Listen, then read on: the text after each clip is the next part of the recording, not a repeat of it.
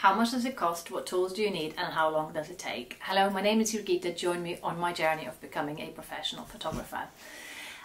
First of all, Happy New Year to everyone. I know we are in February, but this is the first video I'm uploading in 2024. And just to start the year, I thought I'll do a quick recap of a rough amount of money that I've spent so far on my photography venture since I started that in November of 2023. So my first most expensive purchase was the new camera, which is the Sony Alpha 7 IV, and I bought that back in November, sort of very late in November, and I paid $2,400 for the camera.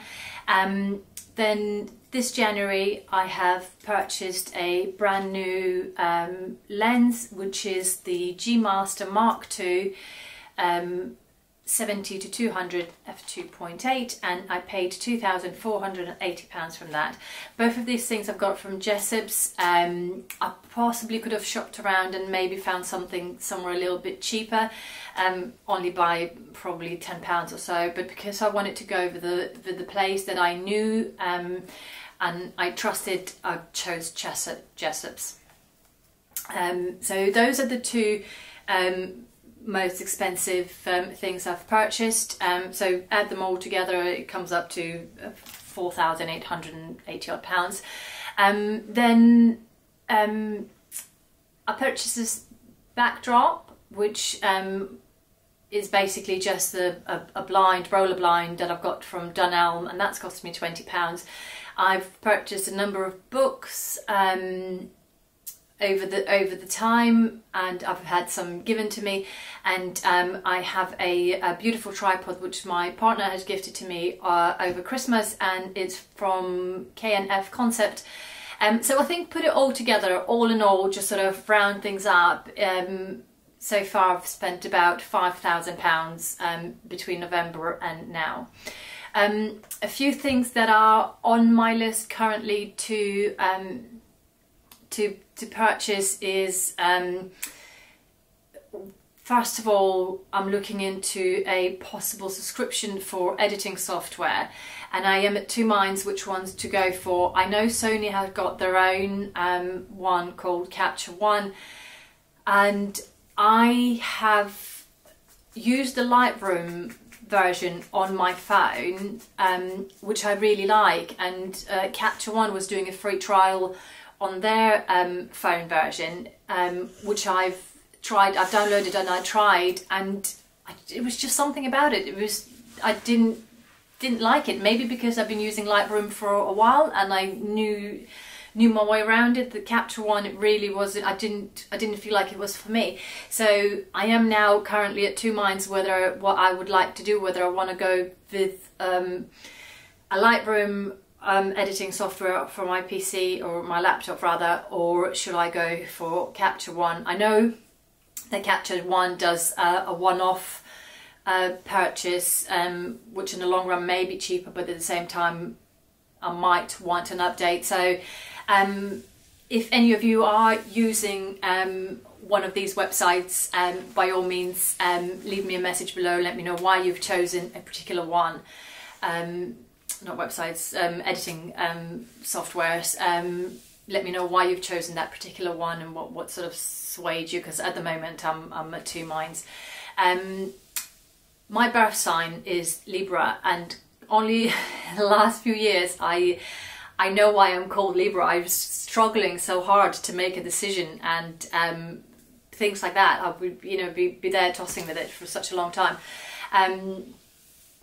Talking about the decision making, I wanted to have some business cards printed, but of course I can't settle down on the name for my photography, so naturally I want to go with my name. I live in England and my name is Jurgita. There's not many people with that name, and not people know how to spell that name. So if I met people down the road and I haven't got a business card with me and I took a picture of something, they're like, oh yeah, I'm looking for a photographer.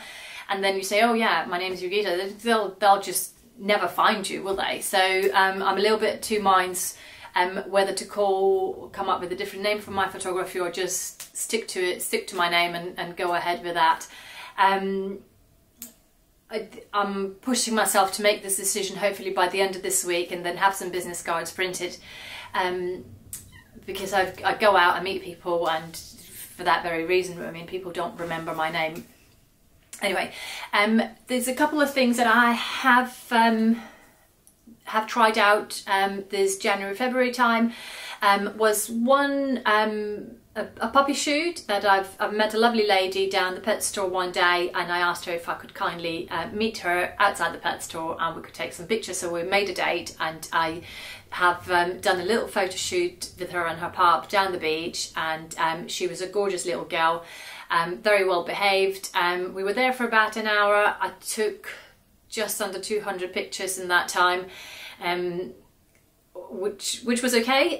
Some are extremely good, obviously some of them were a bit blurry and so on, but anyway, we found some really nice shots there. And then a second thing that I've done, which is completely new to me, was equine photography, and I was very fortunate to have two lovely gals and two lovely horses to work with. I was there for nearly 2 hours, and I have taken over 600 pictures in that time, which I then later on had realised that it was overwhelming. I know very little about horses, so it was really helpful having the girls, and especially one of the girls who I know quite well, and she sort of helped me out a lot, and we've deleted a lot of the pictures together. Not knowing horses' body language, some pictures thought, oh well, the horse looks quite nice, one ear's like this, one ear's like that, and she's like, oh well, that's not a good picture for a horse because the horse is not looking sure, you know. So yeah, so I was very fortunate to have them two girls to help me out with the photo shoot, and just generally they were answering any kind of questions that I had. At the very end of the photo shoot, they had a farrier who come over to do one of the horses'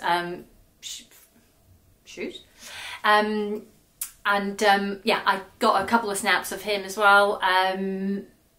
So I really enjoyed it. I didn't think, I always thought, oh, horses might not be my cup of tea, but actually in some ways I almost enjoyed it more so than a dog photography.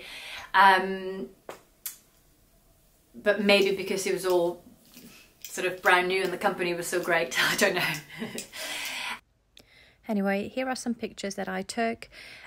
If you've enjoyed my video, please give it a thumbs up. If you'd like to see my journey, please subscribe. If you have got any suggestions or any comments, please do leave it in a comment below, and I hope I'll see you soon again. Have a good day.